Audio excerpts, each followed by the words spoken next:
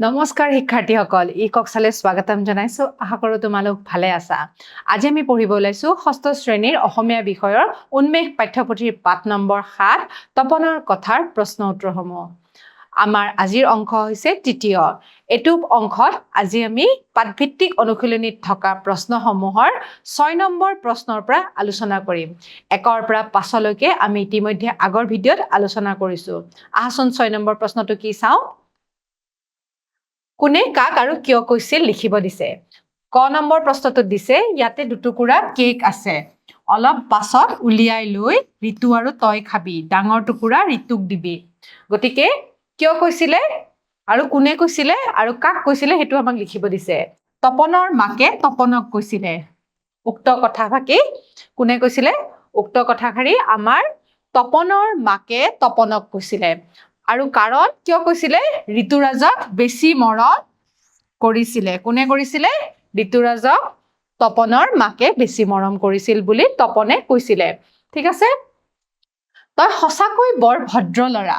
তোৰ নিচিনা ল'ৰাক আমাৰ জোচেফ ছাৰে বৰ ভাল পাব। কোনে কৈছিলে? কাক কৈছিলে আৰু কিয় কৈছিলে? তপনে ঋতুৰাজক কৈছিলে কাৰণ তপনে নিজৰ স্বাৰ্থ পূৰণ কৰিবলৈ ঋতুৰাজক ভদ্ৰতাৰ প্ৰশংসা কৰিছিলে। হ'ব, তাৰ পিছত চোৱাচোন 7 নম্বৰ প্ৰশ্নটো। ঋতুৰাজৰ ঘৰলৈ আহিলে কি কি কাৰণত তপনৰ ভাল লাগে আৰু বেয়া লাগে? ইয়াৰে উত্তৰসমূহ আমি লিখি দিছো। ভাল লগা কাৰণকেইটা আছিলে সেইকেইদিন কথা পাতিবলৈ, ফুৰিবলৈ, ঘৰত কেৰম আৰু লুডু খেলিবলৈ তপনৰ লগৰীয়া এটা হয়। ঠিক আছে? ঋতুৰাজ লগৰীয়া এটা হয়। কি কি কাম কৰিবৰ কাৰণে? খেলিবলৈ, ফুৰিবলৈ, কেৰম আৰু লুডু খেলিবলৈ তপনৰ লগ এটা হয়। আৰু বেয়া লগা কাৰণ কি আছিলে জানানে? সেইকেইদিন তপনৰ মাকে তাতকৈ ঋতুৰাজক বেছি মৰম কৰে। সেইকাৰণে তাৰ বেয়া লাগিছিলে, তপনৰ বেয়া লাগিছিলে। এতিয়া আমি ভাষা অধ্যয়ন অংশটো পঢ়িম। ক অংশৰ শব্দবোৰৰ লগত খ অংশৰ নিৰ্দিষ্ট বাচক প্ৰত্যয়বোৰ আস্থানি মিলাব দিছে। গতিকে এইফালে ক অংশ আছে, এইফালে খ অংশ আছে। মানুহ, পাত, ছোৱালী, বেঞ্চ, পেঞ্চিল, কেক, ঘৰ। গতিকে আমাক খ অংশত কিছুমান আছে শব্দ। টুকুৰা, ডাল, খন, জনি, টু, জন, খিলা। গতিকে কি হ'ব চাওঁচোন। মানুহ কৰ লগত মিলিব? মানুহ মিলিব জন। হয়নে? মানুহজন বুলি কওঁনে আমি? তাৰপিছত কি কওঁ? পাত কি বুলি কওঁ? পাতখিলা। হয়নে? ছোৱালী জনি। বেঞ্চ খন। পেঞ্চিল ডাল। হয়নে? আমি পেঞ্চিল ডাল বুলি কওঁ। কেক কি বুলি কওঁ? কেক টুকুৰা। আৰু ঘৰ টু। গতিকে আমি শব্দ কিছুমানৰ পিছফালে যেতিয়া প্ৰত্যয়বোৰ বহাও, এইবিলাক প্ৰত্যয় বুলি কয়, সেই প্ৰত্যয়বোৰ কেনেকে বহাইছো? মানুহজন, পাতখিলা। হয়নে? পাতটো বুলি নকওঁ আমি, পাতখিলা বুলি কওঁ। ছোৱালী জন বুলি নকওঁ, ছোৱালী জনী বুলি কওঁ। হয়নে? এইদৰে আমি লিখিব পাৰো। হ'ব? এতিয়া তপনে কেক টুকুৰা খালে। এই বাক্যটোত তপন শব্দই এ যোগ হৈ তপনে পদটো গঠন হৈছে। তপন শব্দটোৰ লগত এ যোগ হৈ, এ মানে একাৰডাল বহিছে। এ চিনটো যোগ হোৱা বাবে তপন শব্দটোৰ ক্ৰিয়াৰ লগত সম্বন্ধ স্থাপন হৈছে। ঠিক আছে? গতিকে ক্ৰিয়াৰ লগত এটা সম্বন্ধ স্থাপন হৈছে। বাক্যৰ এটা পদৰ লগত পদৰ সংগতি স্থাপনকে বিভক্তি বুলি কয়। গতিকে বিভক্তি বুলি আমি কি পালো?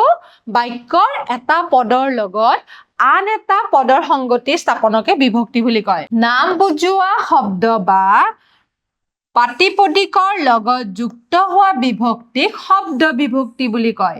ঠিক আছে? ই 7 প্ৰকাৰৰ হয়। সেই বিভক্তিবোৰৰ চিনৰ সৈতে তলৰ তালিকাখনত দিয়া হল। গতিকে এই 7 প্ৰকাৰৰ চিন কেইটাৰ লগত তালিকাখনত দিয়া হৈছে। আমি তালিকাখন চাওঁ আহাচোন। এতিয়া আমি বিভক্তিৰ নামকেইটা চাওঁ আহাচোন। কি কি আছে? প্ৰথমা, দ্বিতীয়া, তৃতীয়া, তাৰপিছত চতুৰ্থী, পঞ্চমী, ষষ্ঠী আৰু সপ্তমী। হয়নে? গতিকে এইকেইটা হৈছে বিভক্তিৰ নাম। আৰু ইয়াৰে উদাহৰণ দিয়া আছে। বাক্যত যিদৰে ব্যৱহাৰ কৰা হয় আৰু মূল শব্দকেইটাও দিয়া আছে আৰু তাৰ লগত যোগ হোৱা বিভক্তিৰ চিন আৰু বিভক্তিৰ চিনবোৰ কি কি হ'ব পাৰে সেয়া লিখা আছে। গতিকে প্ৰথমা বিভক্তিত কি আছে আমাৰ চোৱাচোন? একাৰ আছে। হয়নে নহয়? এটো আছে তপনে। দেখিছা নহয় ইয়াতে বিভক্তিৰ চিনবোৰো দিয়া আছে তাৰ পিছত কি লগ লাগিছে ক ঋতু ক বিভক্তিৰ চিন দ্বিতীয় বিভক্তিটো কি লাগিছে চোৱাচোন ৰে তৃতীয় বিভক্তিত আকৌ কি বহিব পাৰি ৰে এৰে দি দ্বাৰা ঠিক আছে এইকেইটা হৈছে যোগ হোৱা বিভক্তিৰ চিন ইয়াতে যোগ হৈছে ৰে খিৰিকিৰে চতুৰ্থী বিভক্তিত আকৌ কি লগ লাগিছে ঋতুৰাজ ধুবুৰীলৈ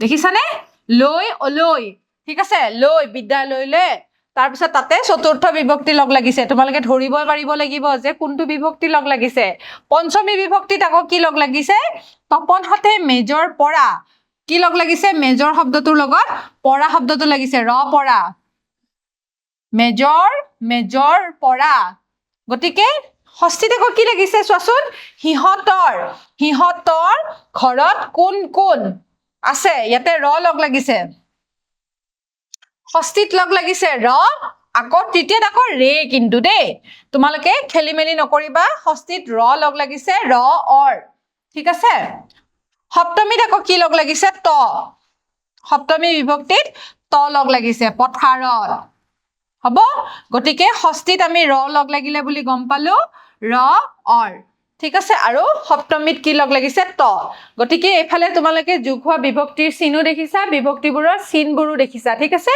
গতিকে ইয়াতে আমাৰ ৰে লাগিব এৰে লাগিব দি লাগিব দ্বাৰা লাগিব গতিকে তৃতীয় বিভক্তিত আকৌ কেইবাটাও আছে বিভক্তিৰ চিন কেইবাটাও আছে গতিকে তোমালোকে এই তালিকাখন মনত ৰাখিব চেষ্টা কৰিবা প্ৰথম বিভক্তিত কি আছে দ্বিতীয় বিভক্তিত কি আছে তৃতীয় বিভক্তিত কি আছে বা বাকিকেইটা বিভক্তিত কি আছে কি বিভক্তিৰ চিন হয় আৰু মূল শব্দৰ লগত লগ লাগিলে কেনেকুৱা হয় উচ্চাৰণ কেনেকুৱা হয় বানানটো লিখিবলৈ কিদৰে লিখিব পাৰো সেয়া তোমালোকে মনত ৰাখিব চেষ্টা কৰিবা হ'ব এতিয়া তলত দিয়া বাক্যকেইটাৰ আজ দিয়াত কি বিভক্তিৰ কি চিন ব্যৱহাৰ হৈছে লিখিব দিছে এতিয়া বিমানে অমল আৰু দীপুৰ সৈতে খেলপথাৰখন পৰিষ্কাৰ কৰিলে খেলপথাৰখনত সিহঁতে ফুটবল খেলে গধূলি সময়ত সিহঁত ঘৰলৈ উভতি আহিল ঠিক আছে এতিয়া তোমালোকে ইয়াতে বিভক্তি কেইটামান লগ লাগিছে দেখিছা নহয় কি লগ লাগিছে তোমালোকে ক'ব পাৰিবানে এটোত একাৰডাল লাগিছে একাৰটো কি আছিলে মনত আছে নহয় তালিকাখন চাওঁচোন এইটো হ'ব আমাৰ প্ৰথমা বিভক্তি তাৰ পিছত আমি কি পালো খেলপথাৰখনত ত হয়নে এইটো আমি প্ৰথমা বিভক্তি পালো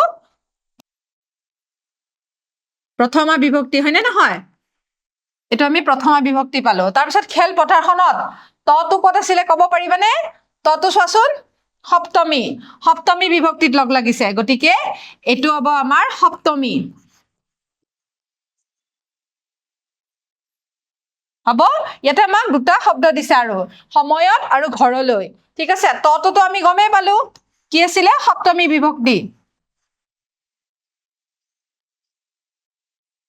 হয়নে আৰু লৈটো কি আছিলে তালিকাখনত চাওঁচোন লৈ কি বিভক্তি আছিলে চতুৰ্থী গতিকে আমি ইয়াৰে উত্তৰটো এইদৰে লিখিব পাৰো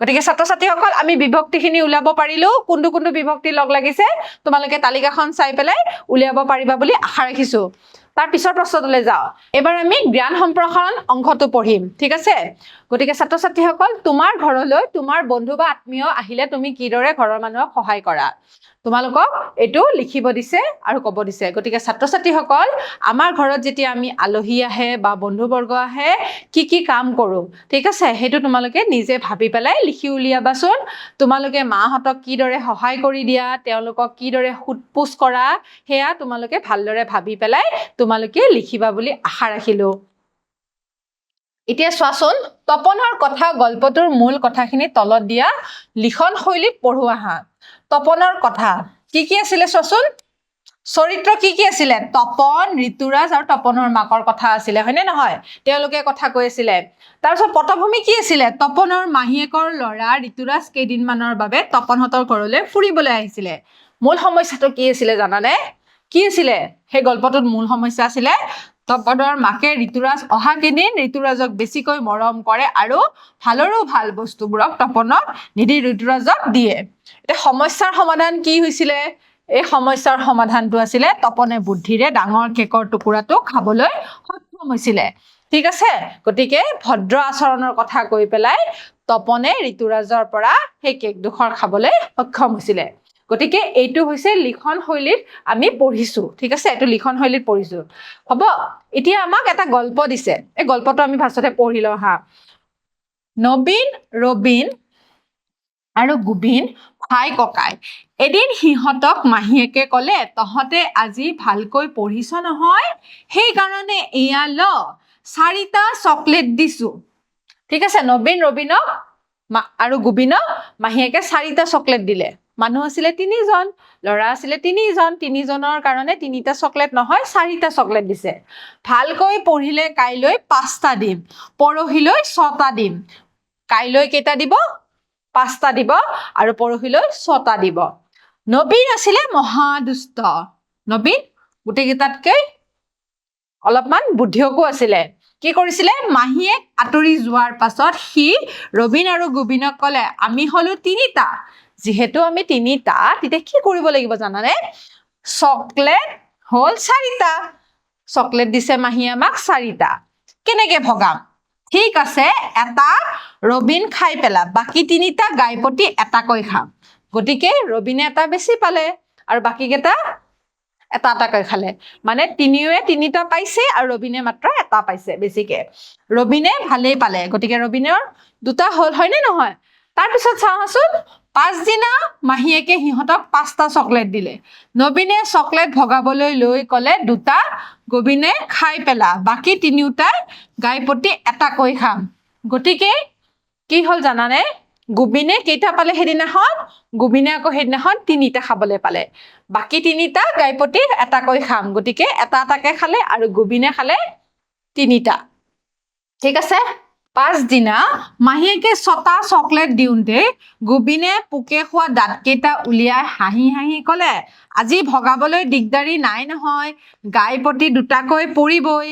গোবিনে কৈছে, যিহেতু 6টাই দিছে, গতিকে 6টাত আমি এটা এটাকে খাব পাৰিম আৰু ইফালে আকৌ 3টা ৰৈ যাব, সেই 3টাও আমি ভাগ কৰিব পাৰিম 3জনৰ মাজত। নবীনে মুখখন বিকিটাই ক'লে, ইহ, ধেমালি পাইছ, কালি আৰু পৰহি কেনেকে ভগাইছিল? এই বুলি সি 3টা জেপত ভৰালে, বাকী 3টা গাইপতি এটাকৈ ভগাই দিলে। গতিকে ছাত্ৰ ছাত্ৰীসকল, এই নবীন, গোবিন আৰু ৰবীনৰ মাজত যেতিয়া চকলেট বিতৰণ হ'ল, কোনে বেছিকে পালে? শেষৰ দিনা নবীনে বেছিকে পালে। গতিকে আমি ইয়াৰ বুদ্ধিটো চালো যে নবীনে নিজৰ দুষ্ট বুদ্ধি লৈ পেলাই সি বাকী কেইটাতকৈ বেছিকে চকলেট খাবলৈ পালে। হ'ব, এতিয়া আমি ক্ৰিয়াকলাপত দিছে যে 12ত থকা গল্পটোৰ সহায়ত তলত দিয়া তালিকাখন পূৰ কৰিব দিছে। আমাক যিটো লিখন শৈলীৰ কথা কৈছিলে, সেই লিখন শৈলীটো আমি এইটো গল্পত লিখিব লাগিব। মই তোমালোকক অলপ আৰ্হি দেখুৱাই দিছো, তোমালোকে নিজৰ ভাষাত তোমালোকে এইদৰে লিখিব পাৰা। সাধুটোৰ নামটো দিছিলো মহাদুষ্টৰ বুদ্ধি, হয়নে? কাৰ বুদ্ধি আছিলে? নবীনৰ, হয়নে? চৰিত্ৰ আছিলে নবীন, ৰবীন, গোবিন আৰু মাহীয়ে।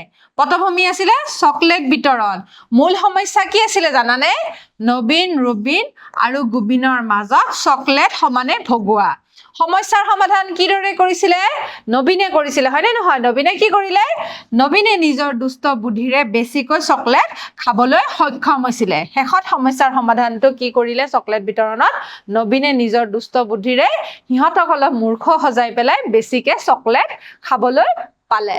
ছাত্ৰ ছাত্ৰীসকল, আজি আমি তপনৰ কথাৰ ক্ৰিয়াকলাপৰ প্ৰশ্নসমূহ ইতিমধ্যে শেষ কৰিছো। তোমালোকে নিশ্চয় প্ৰশ্নসমূহ বুজি পাইছা। নিজৰ টোকা বহীত এই প্ৰশ্নসমূহ ভালদৰে লিখি ল'বা। অহা ক্লাছত এটা নতুন পাঠ লৈ তোমালোকৰ মাজলৈ আকৌ আহিম। তেতিয়ালৈ সামৰিছো। ধন্যবাদ।